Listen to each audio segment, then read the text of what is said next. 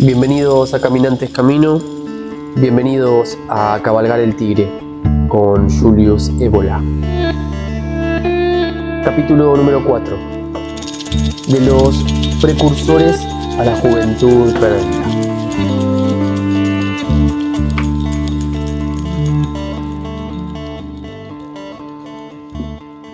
Es necesario constatar desde ahora que existe una corriente de pensamiento y una historiografía cuya característica ha consistido en presentar este proceso, al menos en sus primeras fases, como algo positivo, como una conquista. Esto es otro aspecto del nihilismo contemporáneo, con el trasfondo de una especie de euforia del naufragado, inconfesada. Se sabe que desde el siglo de las luces y el liberalismo, hasta el historicismo inmanentista, primero idealista, luego materialista y marxista, esas fases de disolución han sido interpretadas y exaltadas como las de la emancipación y de la reafirmación del hombre, del progreso del espíritu, del verdadero humanismo. Veremos más lejos en qué medida la temática de Nietzsche relativa al periodo post-nihilista padece en sus peores aspectos de esta mentalidad. Por el momento es conveniente precisar el punto siguiente. Ningún Dios ha atado jamás al hombre. No solo el despotismo divino es una invención fantasiosa, sino también, en amplia medida, aquel que según las interpretaciones iluministas habría proporcionado al mundo de la tradición su organización, recibida de lo alto y dirigida hacia lo alto. Su sistema jerárquico, sus diferentes formas de autoridad legítima y de potencia sagrada. Todo este sistema, por el contrario, hallaba su fundamento verdadero y esencial en la estructura interna particular. Las capacidades de recognición y los diversos intereses congénitos de un tipo de hombre ya casi completamente extinguido. El hombre, en un momento dado, ha querido ser libre. Se le ha dejado hacer. Incluso se le ha dejado sacar todas las consecuencias de su liberación, según una concatenación rigurosa, hasta que ha desembocado en la situación actual donde Dios ha muerto. Bernanos dice: Dios se ha retirado. Y donde la existencia se vuelve el dominio de lo absurdo, en donde todo es posible y todo es lícito. En todo ello solo ha actuado lo que en Extremo Oriente se llama la ley de causa y efecto concordantes, objetivamente más allá del bien y del mal, más allá de todas las moralinas. En estos últimos tiempos la ruptura se ha extendido del plano moral al plano ontológico y existencial. Los valores que habían sido cuestionados ayer, que solamente conmovían la crítica de algunos precursores relativamente aislados, pierden hoy toda consistencia en la vida cotidiana, para la conciencia general. Ya no se trata de problemas, sino de un hecho consumado que hace aparecer al pasos inmoralista de los rebeldes de ayer como anticuado y anacrónico. Desde hace cierto tiempo, una buena parte de la humanidad occidental encuentra anormal que la existencia esté desprovista de todo verdadero significado y que no deba ser ligada a ningún principio superior, aunque sea arreglado para vivirla de la forma más soportable y menos desagradable posible. Sin embargo, esto tiene como contrapartida y consecuencia inevitable una vida interior cada vez más reducida, informe, precaria, inestable y huidiza, así como la desaparición de toda rectitud y de toda fuerza moral. Por lo demás, un sistema de compensaciones y de anestésicos actúa en la misma dirección, y el hecho de no haber sido reconocido como tal por la mayoría de la gente no le quita por ello este carácter. Un personaje de Hemingway hace el balance de hoy cuando dice: opio del pueblo, la religión. Hoy también la economía es el opio del pueblo, como el patriotismo, y las relaciones sexuales. ¿No son acaso un opio para el pueblo? Pero entregarse a la bebida es el mejor de los opios. Excelente aun cuando los hay que prefieren la radio, este opio barato. Sin embargo, cuando se presiente esta verdad, la fachada tambalea, el entramado se disloca y tras la disolución de los valores llega un momento en que se denuncian todos los sucedáneos a los que se recurría para suplir la ausencia de significado de una vida abandonada a sí misma. Entonces aparece el tema existencial de la náusea, del asco, del vacío sentido tras todo el sistema del mundo burgués, el tema del absurdo de toda la nueva civilización impuesta a la tierra.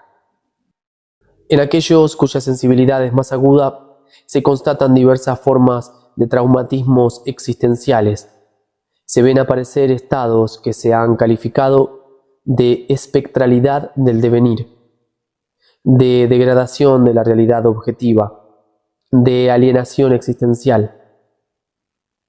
Aquí igualmente conviene observar que se pasa de experiencias esporádicas de algunos intelectuales y artistas de antaño a formas de comportamiento que caracterizan de una forma habitual ciertas tendencias de las últimas generaciones en su conjunto.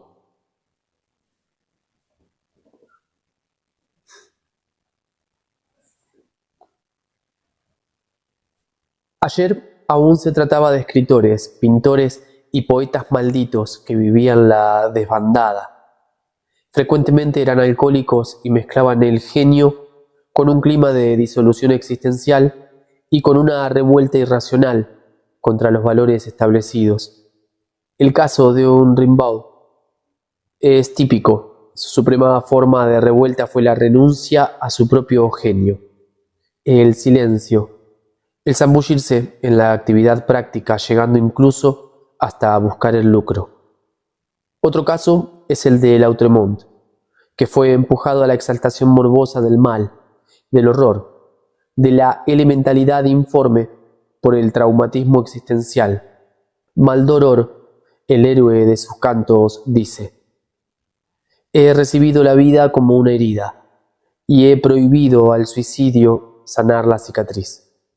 Como Jack London y otros más, comprendido el Ernst Jünger de sus primeros tiempos, individualidades aisladas se volcaron a la aventura, a la búsqueda de nuevos horizontes, sobre tierras y mares lejanos, mientras que para el resto de los hombres todo parecía estar en orden, seguro y sólido.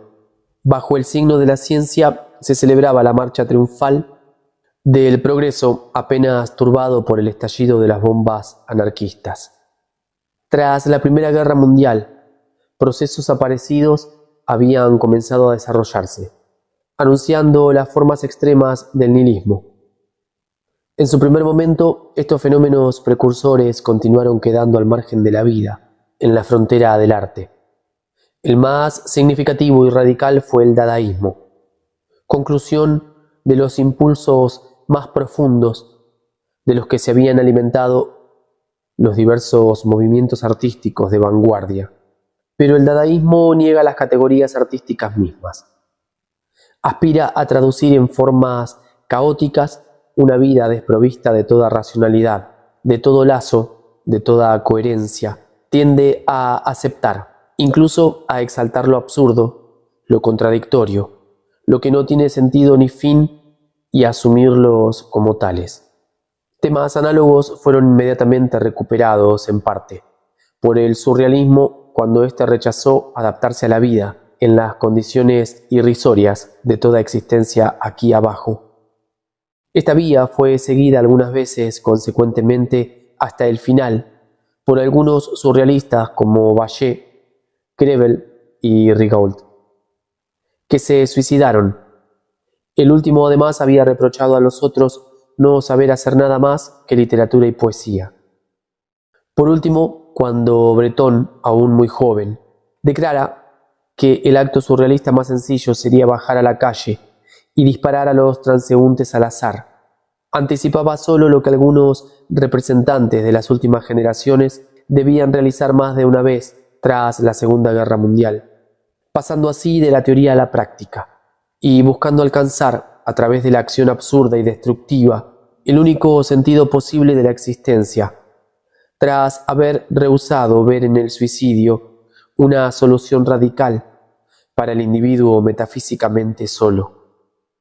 Con el traumatismo más violento provocado por la Segunda Guerra Mundial y lo que siguió con el hundimiento de un nuevo conjunto de valores de fachada, esta corriente se ha extendido efectivamente de una forma característica y casi endémica en la juventud que se ha llamado quemada o perdida, y cuyo trasfondo, a pesar de un frecuente y amplio margen de inautenticidad, de pose y caricatura, tiene a menudo el valor de un signo de los tiempos. Son, por un lado, los rebeldes sin bandera, los Young Angry Men, con su furor y agresividad contra un mundo en el que tienen la impresión de ser extranjeros, del que no advierten el sentido, a donde no perciben ningún valor que merezca que se luche o entusiasme por él. Como hemos dicho, es la conclusión de un mundo en el que Dios ha muerto, de las formas anteriores de revuelta, en el fondo de las cuales subsistía, a pesar de todo, como en el mismo anarquismo utópico, la convicción de tener una causa justa para defender, al precio de no importar qué destrucción y del sacrificio de la propia vida. El nihilismo implicaba la negación de los valores del mundo y de la sociedad contra los que se sublevaba, pero no los que empujaban a esta revuelta.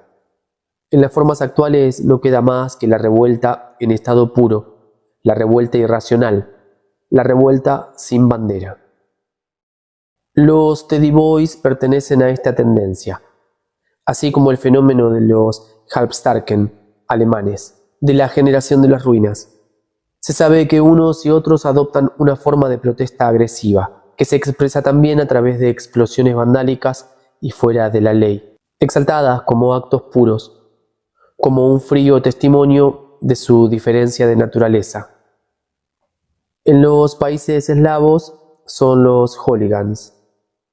Más significativa aún es la contrapartida americana, representada por los hipsters y los Beat Generation. Se trata igualmente aquí, antes de que actitudes intelectuales, de posiciones existenciales vividas por jóvenes, posiciones de las que un cierto tipo de novelas no da más que el reflejo. Formas frías, más descarnadas, más corrosivas que las del equivalente británico, en su oposición o todo lo que es pseudo-orden, racionalidad, coherencia, o todo lo que es square, que parece cuadrado, sólido, justificado, seguro. Cólera de estructura sin voz, como ha dicho alguien, desprecio por la ralea incomprensible, que consigue apasionarse seriamente por una mujer, un trabajo o una casa. Norman Podhoretz. El absurdo de lo que es considerado como normal, la locura organizada del mundo normal, parecen a los hipsters particularmente evidentes en el clima de la industrialización y en el ambiente de activismo insensato que reina a pesar de todas las conquistas de la ciencia. Rechazo a identificarse con el medio.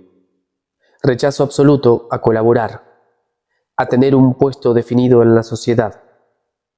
Tales son las consignas de estos medios, que por lo demás no comprenden exclusivamente a jóvenes, sino que agrupan a elementos surgidos de los bajos fondos, las capas sociales más afectadas, pero también a todas las clases, incluso de las más ricas. Al nuevo nomadismo de algunos se añaden, en otros, el hipsterismo, el alcohol, el sexo, las drogas, la música negra, del jazz, la velocidad, e incluso los actos que tienen un carácter de crímenes gratuitos, tales como los que se había propuesto Andrés Breton, han servido como medios para soportar, gracias a sensaciones exasperadas, el vacío de la existencia.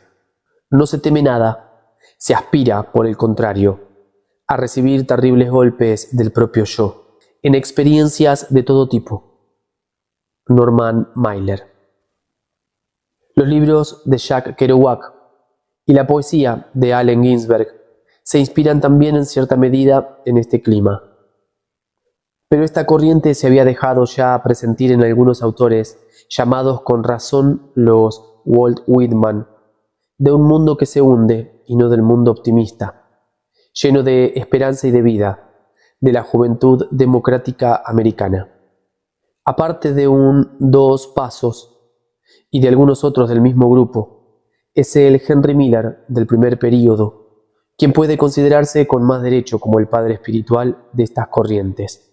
Se ha podido decir de él que era más que un escritor o que un artista, una especie de fenómeno colectivo de la época, un fenómeno encarnado y vociferante como manifestación brutal y absurda de la desesperanza furiosa y del horror infinito que se instalaban tras la fachada ruinosa. Prefacio de Trópico de Capricornio, Ediciones Duchesne, París, 1946. Es el sentimiento de una tabula rasa, del silencio cósmico, de la negación de la liquidación de toda una época. Es un profeta que anuncia el fin del mundo, en el momento en que este mundo florece y está radiante, en el apogeo de su grandeza y de su infección pestilente. Es del mismo Miller de quien son estas palabras características. Desde el inicio no he conocido más que el caos, como un fluido en el que se estaba envuelto, algo que inhalaba por las branquias. Un bosque de piedra en cuyo centro está el caos. Tal es la sensación que da el ambiente donde se mueve el hombre de hoy. En ocasiones, en este punto muerto y central, en el corazón mismo del caos, danzaba y bebía hasta estar completamente atontado. Hacía el amor o me envolvía con la amistad de alguien. Hacía planes para una vida nueva. Pero todo no era más que caos. Piedra, desesperanza, extravío. Testimonio que coincide en parte con este, aunque de otro origen, que Hermann Hesse había ya puesto en la boca de uno de sus personajes. Prefiero sentirme quemado por un dolor diabólico, antes que vivir en este ambiente de sana temperatura. Mientras se inflama en mí un deseo salvaje de emociones intensas, de sensaciones, una rabia contra esta vida trivial, vulgar, normal y esterilizada, y un deseo de romper algo, no sé, un almacén o una catedral, o a mí mismo, de cometer locuras temerarias. Es de hecho lo que siempre he detestado, aborrecido y maldecido. Esta satisfacción, esta salud pacífica, este graso optimismo del burgués, esta disciplina del hombre mediocre, normal, vulgar. Paul van den Bosch escribe en Los hijos del absurdo: somos fantasmas de una guerra que no hemos hecho, de haber abierto los ojos sobre un mundo desencantado. Somos, más de cualquier otra cosa, hijos del absurdo. Algunos días el sinsentido nos pesa como una tara.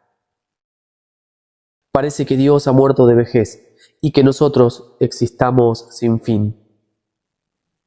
No estamos amargados, partimos de cero. Hemos nacido entre las ruinas. Cuando hemos nacido, el oro se ha transformado en piedra. La herencia de los precursores del nihilismo europeo en las actuales corrientes de la juventud quemada se ha traducido, pues, en buena medida, en las formas crudas de una vida vivida. Un rasgo importante aquí es la ausencia de cualquier reivindicación revolucionario-social, el no creer que una acción organizada pueda cambiar las cosas. Es toda la diferencia que separa a estos movimientos, tanto de los nihilistas de ayer como de los intelectuales de izquierda que hacen el proceso a la sociedad burguesa. Trabajar, leer, prepararse en células, creer, para luego romperse el espinazo. No, gracias, esto no es para mí. Dice, por ejemplo, uno de los personajes de J. Kerouac. Tal es el balance de los resultados que han alcanzado prácticamente la revolución de las fuerzas de la izquierda, cuando han triunfado, cuando han superado la fase de la mera revuelta. Camus lo ha puesto bien a las claras después del periodo de sus ilusiones comunistas. La revolución ha traicionado sus orígenes, instituyendo nuevos yugos, un nuevo conformismo, más obtuso y más absurdo. Conviene no pararse por más tiempo en estos testimonios de una existencia traumatizada, como tampoco sobre los testimonios de lo que se podría llamar los mártires del progreso moderno. Como hemos dicho, no nos interesan más que como índices que marcan los tiempos. Las formas actuales se han degradado también en olas extravagantes y pasajeras. Pero es incontestable el nexo causal necesario que los une al mundo, en que Dios ha muerto y no ha sido aún sustituido. Desaparecidas estas formas, surgirán otras homólogas, según las circunstancias, hasta el agotamiento del ciclo actual. Final de la lectura de este capítulo número 4. Nos damos cita para encontrarnos a leer próximamente el número 5, Coberturas del nihilismo europeo, el mito económico, social y la contestación. Gran abrazo.